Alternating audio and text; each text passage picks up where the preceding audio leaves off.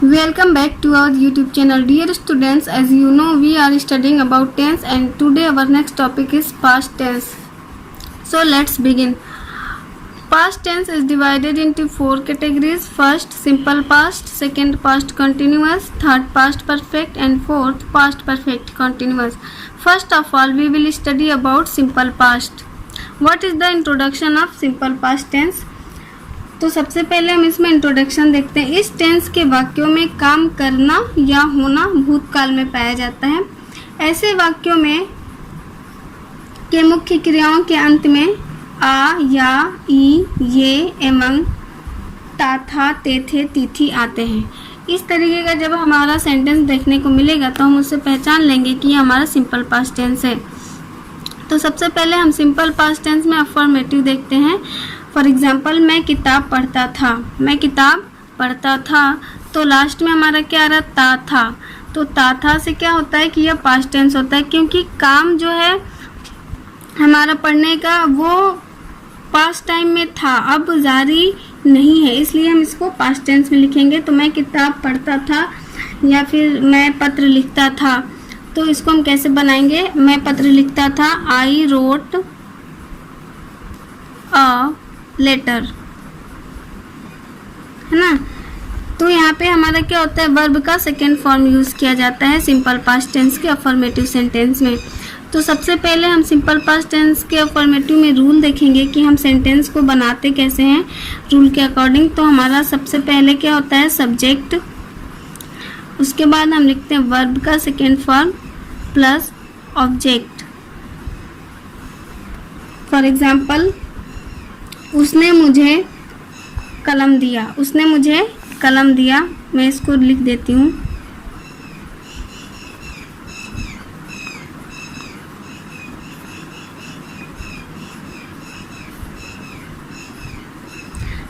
तो जैसा कि मैंने इंट्रोडक्शन बताया कि वाक्य के अंत में या, ई, ये आते हैं, उस हिसाब से ये यहाँ पे क्या है, या आया, तो हम क्या कहेंगे, सिंपल पास्ट टेंस।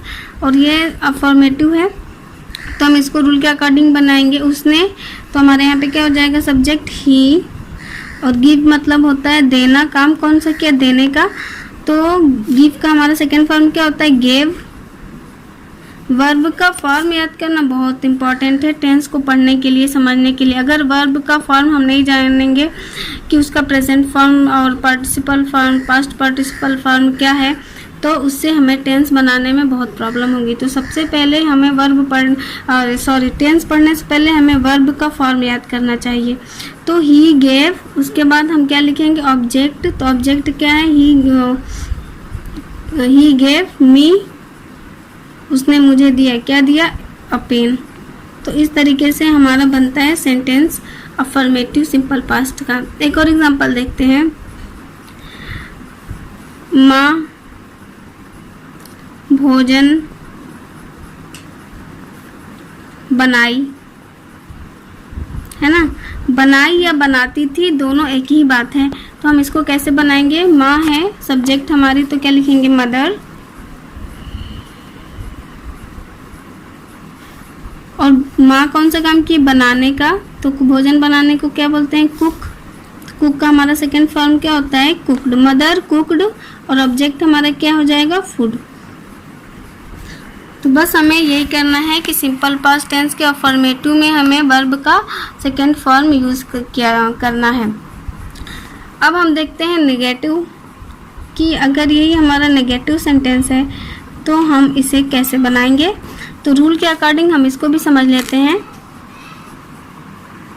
सबसे पहले इसमें हमारा हो जाएगा subject plus did plus not plus verb का फर्स्ट फॉर्म प्लस ऑब्जेक्ट। अब हमें इसमें वर्ब का सेकेंड फॉर्म नहीं यूज़ करना है, जैसा कि रूल में शो किया जा रहा है कि हमें वर्ब का फर्स्ट फॉर्म लिखना है। और नेगेटिव में है तो हम हेल्पिंग वर्ब में डिड का यूज़ करेंगे। एग्जाम्पल के थ्रू हम इसको देखते हैं कि कैसे बनाएंगे। फॉर एग्जाम्पल, अध्यापक कक्षा में नहीं आए। अध्यापक कक्षा में नहीं आए, तो अध्यापक हमारा क्या हो जाएगा, सब्जेक्ट। तो हम क्या लिखेंगे, टीचर।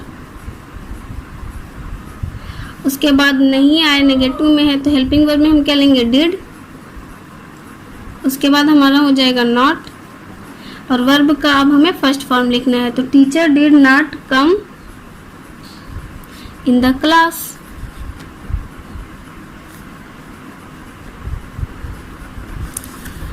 अगर हमारा सेंटेंस अफर्मेटिव में है, पास्ट सिंपल पास्ट के अफर्मेटिव में है, तब तो हम इसमें वर्ब का सेकेंड फॉर्म यूज़ करते हैं, ठीक है।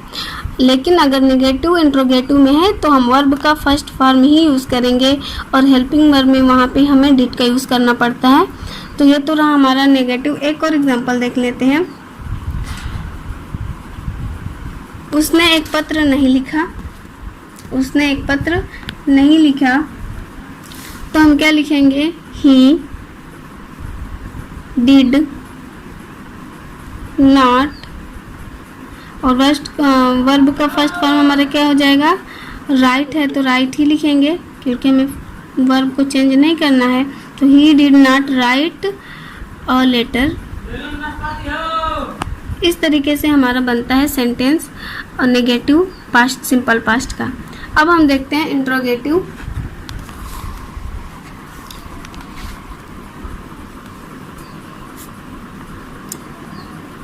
इंट्रोगेटिव जैसे कि हमने बताया कि ये दो तरीके के होते हैं, एक यस नो टाइप और एक WH। तो सबसे पहले हम क्या पढ़ेंगे? यस नो टाइप क्वेश्चन कि हमारा सेंटेंस क्या से इसमें स्टार्ट होता है, तो हम क्या कि इंग्लिश नहीं लिखते हैं, और इसे हम यस नो टाइप इसलिए बोलते हैं क्योंकि जो हमारा क्वेश्चन बनता है उसका आंसर हमें यस या नो में देना पड़ता है। जैसे क्या तुम किताब पढ़ते हो, तो हमारा आंसर क्या होगा? यस या अदरवाइज नो। क्या उसने खाना खाया, तो हम क्या कहेंगे? यस या फिर नो। तो इसे हम रूल के अकॉर्डिंग देखते हैं। तो इसमें हम सबसे पहले क्या लिखेंगे? डिड। सब्जेक्ट हमारा कोई भी हो, डिड ही लिखेंगे। उसके बाद हमारा क्या होगा? सब्जेक्ट, वर्ब का first form plus object. For example, क्या तुम खाना खाते थे, या फिर क्या तुम खाना खा लिए, दोनों एक ही बात है। तो क्या तुम खाना खाते थे, तो हम क्या लिखेंगे? डिड, रूल के अकॉर्डिंग। सब्जेक्ट हमारे क्या है? यू, डिड यू, वर्ब का फर्स्ट फॉर्म, तो इसका काम, यू का काम क्या है? खाना, तो डिड यू ईट। ऑब्जेक्ट हमारा हो जाएगा फूड। तो इस तरीके से बनता है हमारा इंट्रोगेटिव का यस नो टाइप क्वेश्चन का सेंटेंस। अब हम देखते हैं दूसरा। वह कल हॉकी नहीं खेला, वह कल हॉकी नहीं खेला, सॉरी, क्या वह कल हॉकी नहीं खेला। तो क्या आ गया है सेंटेंस में? तो हम क्या कि इंग्लिश तो नहीं लिखेंगे, रूल के अकॉर्डिंग क्या लिखेंगे? Did he. अब नेगेटिव में भी है, इंट्रोगेटिव प्लस नेगेटिव में, तो सब्जेक्ट के बाद, जैसे कि मैंने पिछले वीडियो में बताया कि अगर इंट्रोगेटिव प्लस नेगेटिव हो तो हमारा सब्जेक्ट के बाद नॉट आता है। तो did he not play hockey yesterday।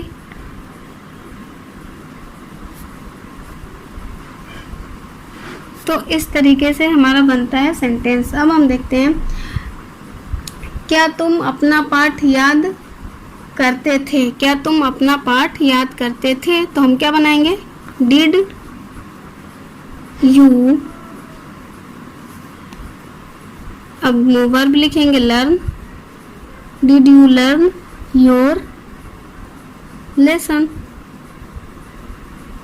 तो इसमें डिड हमारे रूल के अकॉर्डिंग हम देखेंगे, तो डिड, सब्जेक्ट यू, उसके बाद वर्ब लर्न, और ऑब्जेक्ट हमारा योर लेसन। तो ये तो रहा हमारा yes no type question simple past का इंट्रोगेटिव में। अब हम देखते हैं WH। तो इसमें हम क्या करेंगे, जैसे कि हर सेंटेंस में होता है, सबसे पहले हम किसको लिखेंगे? WH word. उसके बाद हमारा क्या आ जाएगा? डिड। उसके बाद हम लिखते हैं सब्जेक्ट, वर्ब का फर्स्ट फॉर्म प्लस ऑब्जेक्ट।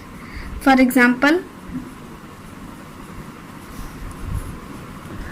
क्या वह स्कूल में गाना गाया, क्या वह स्कूल में गाना कब गाया, वह स्कूल में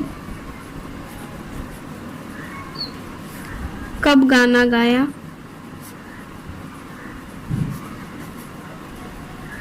तो ये हमारा हो गया WH। क्वेश्चन।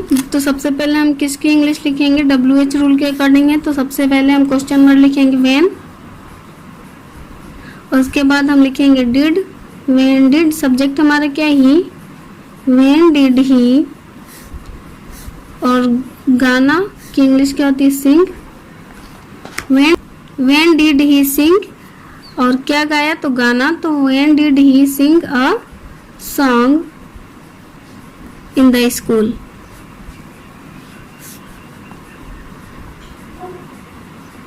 ऐसे ही हम एक और एग्जांपल देखते हैं। कितने लड़के कक्षा में नहीं आए, कितने लड़के कक्षा में नहीं आए। तो हम क्या लिखेंगे, how many boys did not come in the class. Dear students, अगर हमारा question word how much, how many, whose इस तरीके का होता है तो हम प्रश्नवाचक शब्दों के साथ ही नाउन को लगा देते हैं। जैसे कि how many boys, how many के बाद हमने डिड नहीं लगाया है, तो क्योंकि यहाँ पे हाउ मेनी दिया है तो हम हाउ मेनी के बाद सब्जेक्ट लिखेंगे, उसके बाद डिड नॉट लिखेंगे।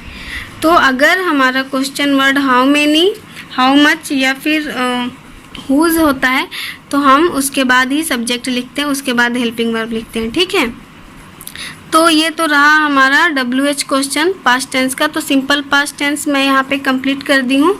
अब आप लोगों की टर्न है कि आप लोग इसको ज़्यादा से ज़्यादा पढ़ें, समझें, और जो बुक में एक्सरसाइज है उसको कंप्लीट करें। Thank you and have a good day.